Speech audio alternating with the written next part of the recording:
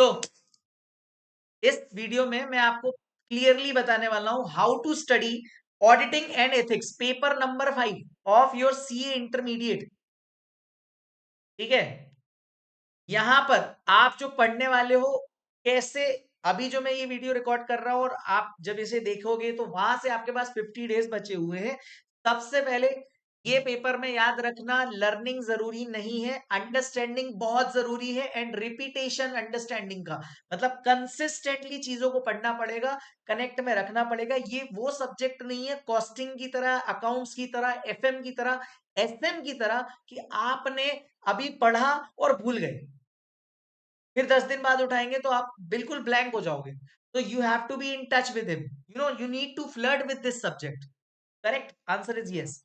तो what you should have to do, आपने जैसे कि जो भी नाटा एकेडमी के स्टूडेंट्स हैं, आप सभी ने ऑडिटिंग आसिम सर से जब पढ़ा है तो सर ने आपको कॉपी बनवाई होगी, उस कॉपी को बाय हार्ट फॉलो करिए, है ना। आपके पास पास्ट एग्जामिनेशन का जो कंटेंट है चैप्टर वाइज वो मैंने आपको अवेलेबल करवाना ही है। चैप्टर बाय चैप्टर आपको अवेलेबल करवाते ही जा रहा हूं, जितना अपन करते जा रहे हैं। पास्ट एग्जाम ओल्ड सिलेबस से लेके अभी तक के जितने भी क्वेश्चंस हाँ जिस स्टैंडर्ड में आए सारे अपन कवर कर रहे हैं।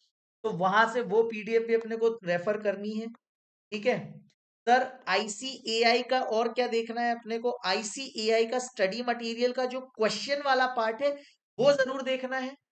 साथ ही साथ दूसरा अपने को देखना है, दूसरा आरटीपी जनवरी 26 आ गई होगी ऑडिट की, उसके क्वेश्चंस देखने। तो सर इसका क्या करना है, तो बेटा डेली अपने को 1 आवर देना है कैसे भी। और what I have did in this subject is कि जब मैं करता था तो मैंने क्या किया था कि जो सर की कॉपी है ना, इसको पढ़ा, इसको पढ़ा एंड देख देख कर मैंने इसको ना रीराइट किया मतलब into a different copy. For example से I am revising today 500 and 501 और 700 और 705। करेक्ट, 700 701 आज मैंने पढ़ा और मैं साथ साथ में लिखते चला गया एज इट इज, देखते हुए। लिखा हुआ बहुत ज्यादा दिनों तक रिमेंबर रहता है और तुरंत देखो आपने एक बार पढ़ लिया और उसको आपने लिख भी लिया देखकर। ठीक है, उसके बाद आप उठाओ ये वाली पीडीएफ। इन पीडीएफ्स को आप ना इसको रेफर करना है बस, मतलब इसका ऑडिट ही करना है, इसको लिखने की भी प्रैक्टिस नहीं करना है। और अगर किसी क्वेश्चन में अटके, मेरा वीडियो आपके साथ ही है एटीवी ऐप पर। करेक्ट, तो आपको आपको मैं क्या करूंगा, उसमें मैंने जो आपको पीडीएफ दी आपको खुद से सेल्फ से वो पीडीएफ रेफर कर लेने का। वैसे तो आप मेरे साथ सेशन में कवर कर रहे हो तो अपन डेली 50-55 मिनट्स में कवर कर लेते हैं, बहुत अच्छा कंटेंट इन ऑडिट। ठीक है, ये क्वेश्चंस आपको आसीम सर ने कराए भी हैं क्लास में। ठीक है, और इसका एक क्वेश्चन हार्डली हर एक चैप्टर का एक एक क्वेश्चन होता है आरटीपी में, आपको पता ही है फाउंडेशन से। इसको भी आप साथ ही साथ उसी चैप्टर का उसी के साथ खत्म कर दो। ऐसा नहीं होना चाहिए कि पहले आप ये कर रहे हो पूरे सिलेबस का, फिर आप इसको करोगे पूरे सिलेबस का, फिर आप इसको कर रहे हो और फिर इसको कर रहे हो। No no no no, chapter wise approach रखनी। तो what should be our approach, upper approach should be chapter wise. ठीक है, हमारा लक्ष्य इस चैप्टर में, हाँ चैप्टर वाइज है ना। अब जैसे कोई बहुत बड़ा चैप्टर है, जैसे कि मैं बोलूं चैप्टर नंबर 4 आपका बहुत बड़ा है ना। एक वो ऑडिट रिपोर्ट वाला जो चैप्टर है वो बहुत बड़ा है, तो उसमें स्टैंडर्ड वाइज चलने का। करेक्ट है, answer is yes. Okay, now next is sir, हमको ऐसा लगने लगेगा कि हम भूल तो नहीं गए। नो, आप डेली 1-1 घंटे पढ़ोगे ना, और मैं आपको बोलूं trust me, the best time to study auditing is in the morning. If you study the मतलब first subject you should study audit. Because देखो आप कॉस्ट में एग्जाम्पन ले आओगे, एडवांस में ले आओगे, एफएमएसएम में ले आओगे, लेकिन ऑडिट में एग्जाम्पन तो दूर की बात 50 नंबर लाने में ही जान निकल जाती है। ऑडिट के आज के 50 मार्क्स के सब्जेक्ट में, आज के 50 मार्क्स और आज से 4 साल पहले के 50 मार्क्स बहुत अलग है।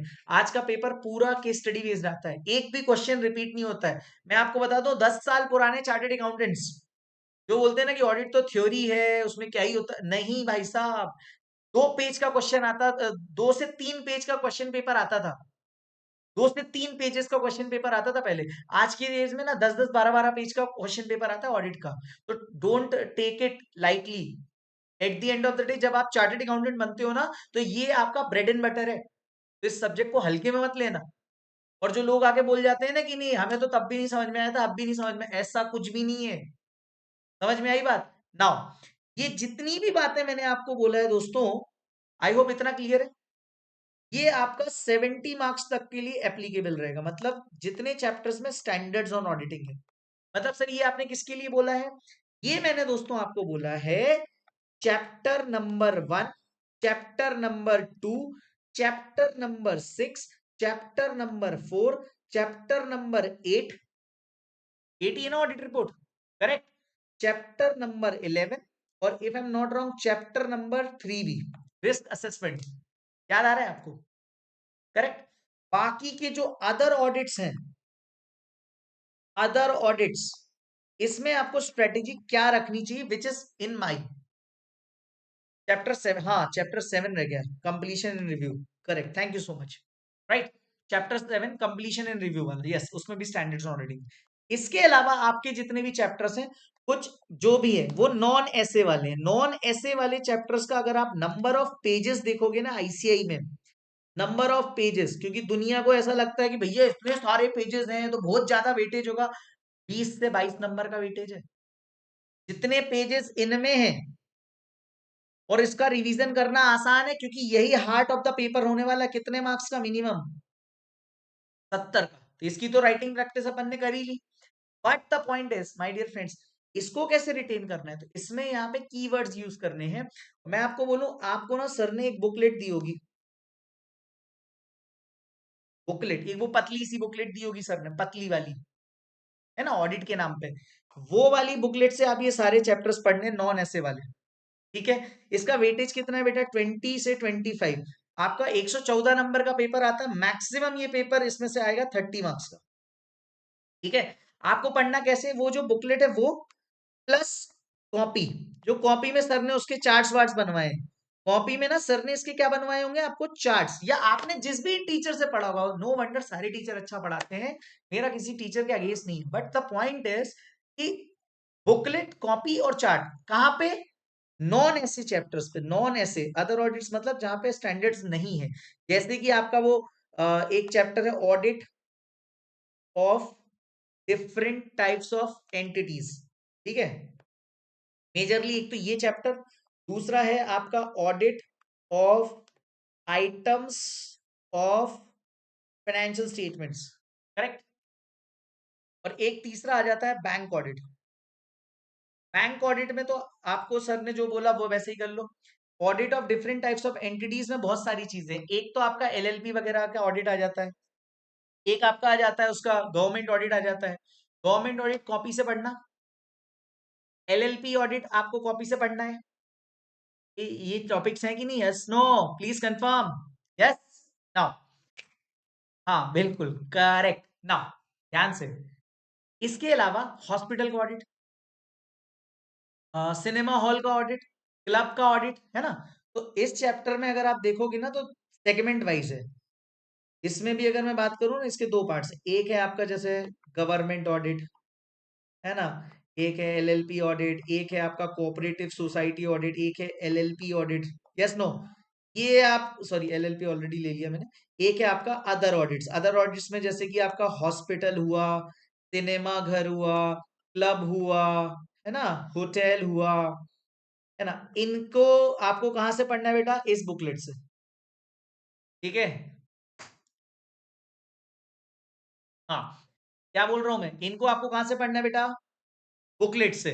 और बाकी जो टॉपिक्स हैं ये वाले जो मैं हाईलाइट कर रहा हूं, इनको कहां से पढ़ना है? कॉपी एंड चार्ट से, ठीक है? Audit of items of financial statement, ये ना आपका अदर सब्जेक्ट्स पे ज्यादा डिपेंड करेगा कि आपका अकाउंट्स का शेड्यूल 3 कैसा है, एफएम का रेशियोज कैसा है, अंडरस्टूड? कॉस्टिंग में कॉस्ट शीट कैसी होती है आपको पता होना चाहिए। इनकम टैक्स एक्ट में जो बिजनेस हेड है थोड़ा बहुत आता है कि नहीं आता है? तो आप क्या करो, इस चैप्टर को, कॉपी चार्ट्स जो सर ने बताया वो, उतने फाइन पॉइंट्स, क्योंकि देखो 14-14 पॉइंट्स लिखे हैं आपके मॉड्यूल में, 14 पॉइंट्स नहीं लिख पाओगे, आपको कोई भी 4 से 5 पॉइंट्स लिखने हैं अपनी भाषा में। अच्छा सर इसमें क्वेश्चन केस स्टडी वाला आता है? नो, इसमें आता है भाई साहब डायरेक्ट क्वेश्चन। कौन सा आता है? Direct question. सर उसकी प्रैक्टिस कहां से करनी है? उसकी प्रैक्टिस में मैं आपको देखो, मैं क्या करूंगा, आपको एक पीडीएफ शेयर कर दूंगा। मई 24, सितंबर 24, मई 25, सितंबर 25, जनवरी 25, ठीक है, और आरटीपी जनवरी 26, बस आरटीपी जनवरी 26, इसके क्वेश्चंस एक जगह पे कंपाइल करके भेज दूंगा, आप उसको बस रेफर कर लेना, उसका कोई सेशन नहीं लगना अपना, वो सिर्फ देखना है। उसमें तो क्या है, आपने देखा और पढ़ने लगे, और अपना आंसर इसी चीज के हिसाब से रखना। किस चीज के हिसाब से? अगेन, जो आपका फेवरेट कलर है उस कलर के चार्ट के अंदर। Yes, no, answer is understood, पक्का, ओके। सर, तो डेली अगले 45-50 दिन ऐसे ही पढ़ना है? यस, कोई भी टॉपिक नहीं छोड़ने का। प्लस सुनो सुनो सुनो सुनो सुनो, एक टॉपिक और रह गया है। सर क्या? कारो, ऑडिट रिपोर्ट वाले चैप्टर में अलग से होता है कारो 2020, राइट? इसको आपको सिर्फ और सिर्फ कॉपी से पढ़ना है, ठीक है? इसके भी डायरेक्ट क्वेश्चन आते हैं, इस पे अलग से कोई प्रैक्टिस नहीं। कारो का क्वेश्चन डायरेक्ट आएगा, आपके अदर ऑडिट्स। तो सर मॉड्यूल से इतना सारा लिखा हुआ है, no, no need to refer. If you are average, I guarantee you, और जैसे ये तो मैंने पीडीएफ के नीचे ही लिख दिया है कि कौन सा अपना पास्ट एग्जाम, ऐसी मैंने कई सारी पीडीएफ आपको शेयर की हुई है पास्ट एग्जाम की, है ना? तो आप में से किसी को भी अगर ऐसा चाहिए, तो मैं आपका भाई, आपका पास है ही, आपका उससे पास नंबर तो होगा ही, 8871296220। आप मुझे व्हाट्सएप कर सकते हो to you know attend your, I will be there to attend your queries, कोई भी दिक्कत हो। यस, बाकी इसके अलावा मैं आपके स्टैंडर्ड्स के जितने चैप्टर हैं, चाहे वो 1 हो, 2 हो, 6 हो, 4 हो, 8, देखो अपन ये तो पूरे के पूरे करने वाले थे और करेंगे, उसमें तो कोई दो राय वाली बात ही नहीं है, सारे चैप्टर करेंगे, ठीक है? स्टैंडर्ड्स वाले, अदर ऑडिट्स में तो आपको डायरेक्टली कर लेने का है, ठीक है? बताओ, ऑडिटिंग में आई होप आपको बहुत ज्यादा हेल्प हो जाएगी इससे। इतना ही कर लोगे ना, आई guarantee you, you will definitely score. और इस वीडियो में जो मैं टाइटल आपको, आपने देख ही लोगे, how to score minimum 50 to 55 in CA inter audit, this is the target. क्या हम 50-55 ला सकते हैं? आंसर इज यस, और अपन इसे करके रहेंगे, ठीक है? तब तक के लिए बाय बाय, टेक केयर, मिलते हैं अगले वीडियो में, जो हमारा होगा इनकम टैक्स के पेपर के लिए, ठीक है? How to prepare income tax for January 26, okay? चलिए, और आपको कुछ भी ऐसा लगे तो आप मेरे नंबर पे आप मेरे को कांटेक्ट कर सकते हैं। Okay, bye bye.